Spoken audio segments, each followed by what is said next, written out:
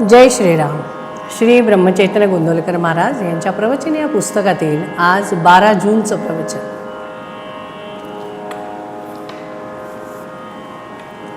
परमार्थ साधणे हाच आपल्या जन्माचा खरा हेतू. द्वैतामध्ये दुःख आहे, एकतर एकामध्ये सुख आणि आनंद आहे. आपण एकामध्ये राहिलो तर आनंद मिळेल.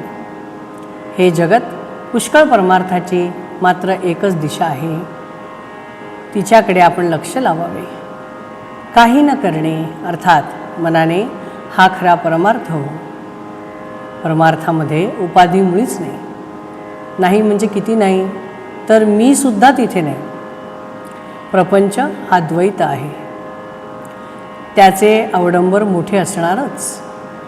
आपल्याला आपल्या जगण्याचा अंतिम हेतू जोपर्यंत कळला नाही तोपर्यंत प्रपंच करणे हेच ध्येय आपण समजतो. वास्तविक मनुष्य प्राणी हा देह आणि मन दोन्ही मिळून आहे. म्हणून त्याने ऐहिक आणि पारलौकिक दोन्ही गोष्टी साधल्या पाहिजेत. परमार्थ साधणे हाच आपल्या जन्माचा खरा हेतू आहे. व्यवहारात द्वैताशिवाय आनंद नाही. म्हणून परमार्थात मानसपूजेत पाहिल्याने मी आणि परमात्मा अशा द्वैताने सुरुवात करावी लागते. जोपर्यंत परमार्थ आपल्या हाडीमासी खेळला नाही तोपर्यंत आपल्याला वाचनाची गरज आहे. त्यापासून साधनाला जोर येतो. मन भगवंताकडे गुंतवण्यासाठी काय करावे हे पाहावे. एक बाप आपल्या मुलाला पोहायला शिकवित होता. बापाने मुलाला पहिल्या प्रथम गोट्या इतक्या पाण्यात आणले, नंतर ढोपरा इतक्या पाण्यात आणले आणि नंतर थोडे पुढे आणखीन पुढे आणले आणि एक दिवस त्याने मुलाला पाण्यात खेचून घेतले. त्याप्रमाणे आपले गुरु आपल्याला परमार्थ शिकवत असतात. आपण पाण्यात उतरले मात्र पाहिजे. देहाने प्रपंच केला पण तो फळाला येत नाही. म्हणून संतांनी नामस्मरणाचा मार्ग सांगितला. पण आमचे शहाणपण, आमचा अभिमान नाम घेण्याच्या आड येतो, त्याला काय करावे? हा अभिमान दुसरा कोणी उत्पन्न करतो असे थोडेच आहे. आपल्या ध्यानातही येत नाही इतके सूक्ष्म असे वासनेचे बीज आपल्यातच कुठेतरी दडलेले असते. त्यामुळे लौकिकाची अभिलाषा सुटत नाही. याकरता संतांनी एक मार्ग सुचवला आहे आणि तो म्हणजे नामस्मरणात राहून विषयाची उर्मी उठू न देणे. प्रपंचातली विघ्ने ही सूचनावजा असतात. ती आपल्याला जागे करतात. जन्माला आलो तो भगवंताला ओळखण्याकरता हे विसरू नये. म्हणून विघ्नांची योजना असते. विघ्ने ही आपण भगवंताच्या जवळ जाण्याकरताच येत असतात. तेव्हा त्यांना न घाबरता भगवंताच्या नामातच स्वतःला विसरून जावे. हाच परमार्थाचा सोपा मार्ग आहे. जेथे आळस माजला तेथे परमार्थ बुडाला.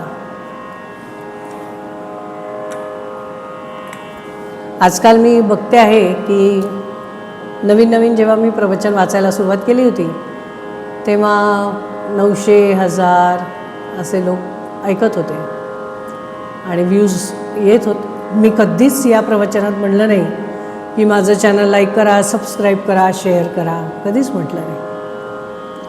पण आपोआपच 450, 500 लोक मला जोडून ऐकायला लागले. पण आजकाल 50, 60, 70 एवढेच लोक प्रवचन ऐकत आहेत. यावरूनच असं कळतं की आपण किती आपल्या संसारामध्ये आणि याच्यामध्ये अडकलो आहोत. कारण प्रवचनाचा विषय काय आहे की परमार्थ साधणे. प्रवचनाचा विषय काय आहे? नामस्मरण. म्हणजे तोच विषय आहे, बरोबर. पण इतक्यांदा सांगूनही आपण खरंच नामस्मरण करतो आहे का? आपण खरंच मोहमाया सोडली आहे का? आपण चिडत नाही का? आपण भांडण करत नाही आहे का? आपण स्वार्थ साधत नाही आहे का? आपण सगळं तेच करतो आहे ना. आपल्यात बदल झाला पाहिजे म्हणून त्याच गोष्टी यामध्ये परत सांगितलेल्या आहेत. तर तेव्हा मला ही जाणीव झाली की खरं आहे की 3दाही सांगितलं तरी आपला संसार आणि मोह काही सुटत नाही. इस प्रवचन में कहा गया है कि परमार्थ करना यही हमारे जन्म का शुद्ध हेतु है। आज हमें इस इंसान इतने योनियों में से हमें इंसान का जन्म मिला है, वो भगवत प्राप्ति के लिए मिला है, ना कि इसने क्या कहा, उसने क्या किया, ऐसा हुआ, पैसा नहीं मिला, गाड़ी नहीं मिली। ये बातें कभी भी ख़त्म नहीं होने वाली है और इससे हमको कभी भी सच्चा सुख मिल ही नहीं सकता, क्योंकि वैसी योजना ही नहीं है। आपके जीवन में संकट है, इसीलिए प्रभु की आपको याद है। अगर सब कुछ अच्छा हो गया ना, तो आप दिन भर में एक बार भी नामस्मरण नहीं करेंगे।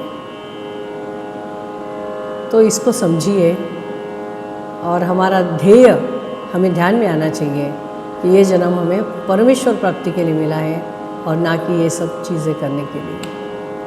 तो नामस्मरण कीजिए और शाश्वत आनंद और भगवत प्राप्ति की तरफ आगे बढ़िए। जय श्री राम। श्री राम जय राम, जय जय राम। श्री राम जय राम, जय जय राम। श्री राम जय राम, जय जय राम। श्री राम जय राम, जय जय राम। श्री राम जय राम, जय जय राम। जास्त काहीच नाही, पण जितक्या लोकांनी चॅनलला सबस्क्राईब केलं आहे तितक्या लोकांनी तरी रोज प्रवचन ऐकावं, एवढीच माझी अपेक्षा आहे। जय श्री राम।